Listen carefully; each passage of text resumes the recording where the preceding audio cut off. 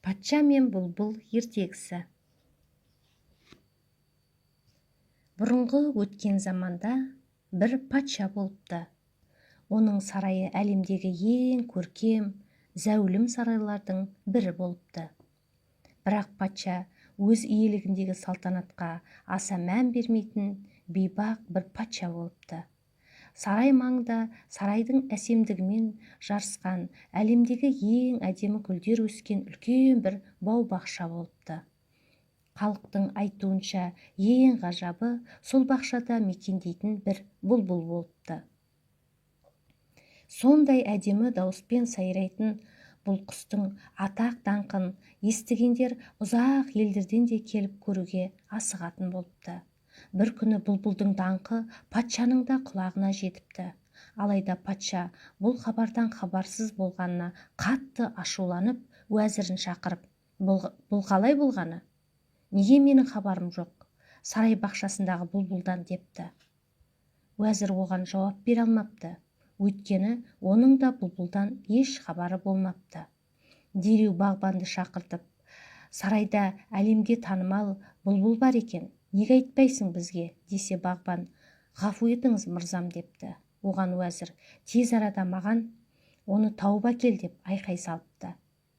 Бағбан барлық жерді іздестіріп, сұрастырса да бұлбұлды еш таба алмапты. Содан уәзір бір шарасын тауып патшаға, бұл біреудің ойдан шығарған әңгімесі болу керек, десе патша одан сайын ашуланып, жоқ, олай болу мүмкін емес.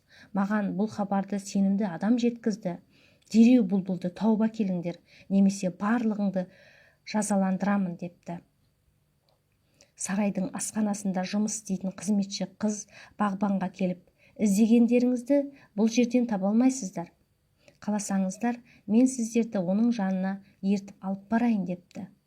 Мұны естіп қуанған сарай қызметкерлері дереу бұлбұл мекендейтін тоғайға қарай жол тартыпты. Бұлбұл тұратын жерге келгенде қыз кішкентай бұлбұл деп айқайлапты. Бұлбұл бір ағаштың бұтағынан көрінген кезде, патшамыз сені көргісі келіп, даусыңды естігісі келіп жатыр. Егер бізбен бірге бармасаң, патшамыз барлығымызды жазаландырады депті. Бұлбұл оған келісімін беріпті. Жолай оның әсем даусын тыңдап, барлығы сарайға келіпті. Сөйтіп патшаның құзырына шығып, бұлбұл әдемі даусымен ән шырқай бастапты. Даусынан әсерленген патшаның көзінен жас парлапты, әрі жүзіне қуаныш ұялапты.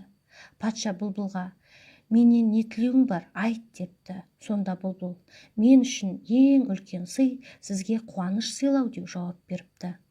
Баршаның сүйіспеншілігіне қауышқан бұлбұл сарайдағылардың асыл тәжіне, бақ дәулетіне айналыпты. Бұдан былай сарай патшасына, бақшасына орналасып, үнемі әсем даусымен патшаға ән шырқайтын болыпты. Ел тұрғындары бұлбұлдың әндерін тыңдау үшін сарайдың айналасына жиналып тұратын болыпты.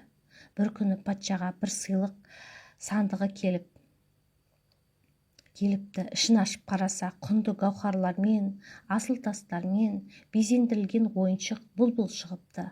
Шыныдан жасалған бұл ойыншықтың төбесінде бұрандалы кілті болыпты.